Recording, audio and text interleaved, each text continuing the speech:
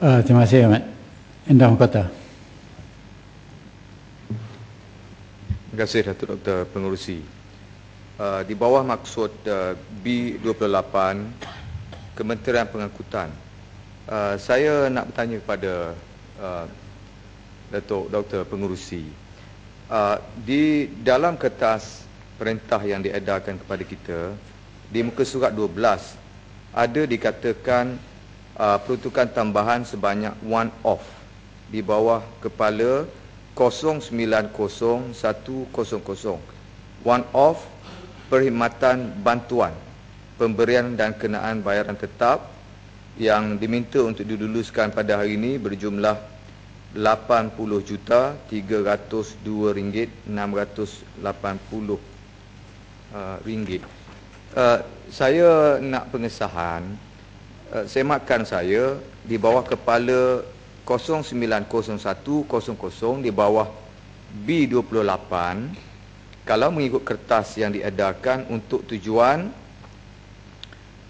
pemberian ataupun tambahan kepada Airline Incentive Support Enterprise (ARISE) dan juga Automated Enforcement System (AES). Dua item ni dia katakan tambahan sebanyak 80 juta tadi, Datuk Dr. Pengerusi. Tetapi di bawah kepala 09100 dia di bawah program khusus dan bertugas di luar negara. Kalau mengikut aturan di bawah B28, tajuk perbelanjaan 090100 dia merujuk kepada bertugas ke luar negara. Sedangkan apa yang kita diminta untuk diluluskan ini adalah merujuk kepada Airline Incentive Support Enterprise (ARISE) tadi dan juga Automated Enforcement System.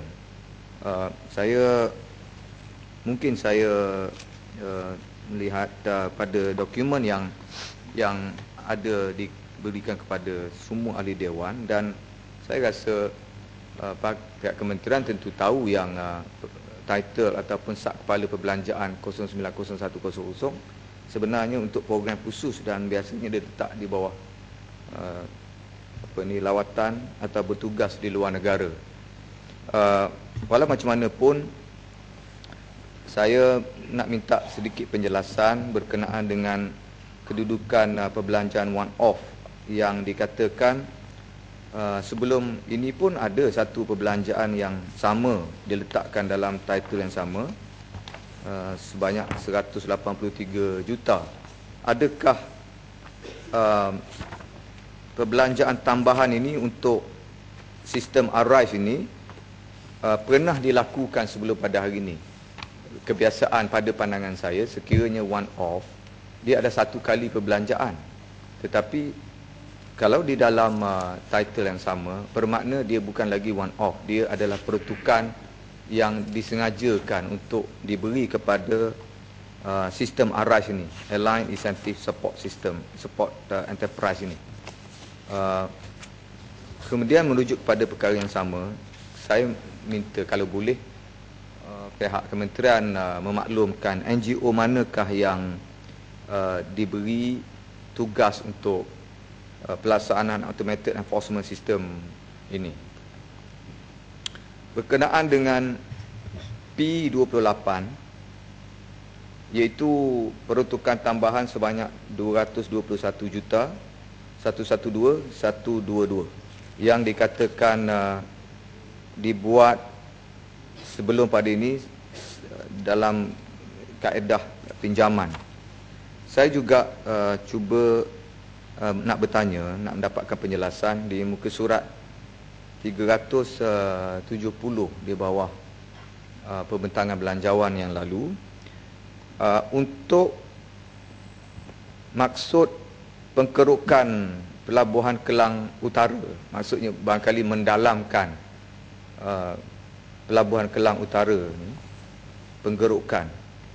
Sebelum pada ini memang diperuntukkan sebanyak 733 juta ringgit kerana keseluruhan kosnya adalah 1.5 730 bilion ringgit untuk mendalamkan pelabuhan Kelang Utara, penggerukan. Dan saya nak kepastian, saya nak penjelasan, adakah keseluruhan 1.730 bilion ini adalah bersifat atau kaedahnya secara pinjaman keseluruhannya?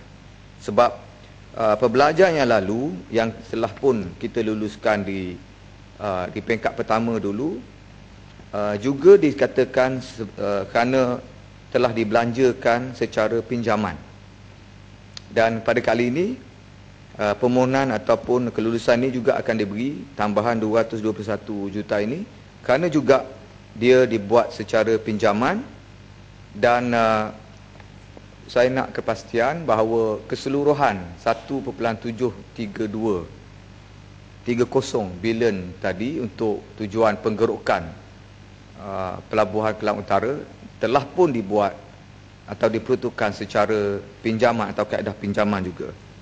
Dan yang terakhir, Datuk Dr. Pengerusi, di muka surat dokumen yang terakhir sekali, dokumen terakhir iaitu kertas secut 5, di muka surat 2 dan di muka surat 6 dan di muka surat 7 ada dua maksud P28 Kementerian Pengangkutan. Itu yang pertama, di bawah maksud penggerukan pelabuhan Kelang Utara juga, di muka surat 6 ya, waran 25 tahun yang sama, jumlah dia 136,438,500. Di muka surat 7, sementara di muka surat 7, di bawah maksud yang sama, penggerukan juga P28 ada jumlah 84,673, maknanya 84 juta. Ada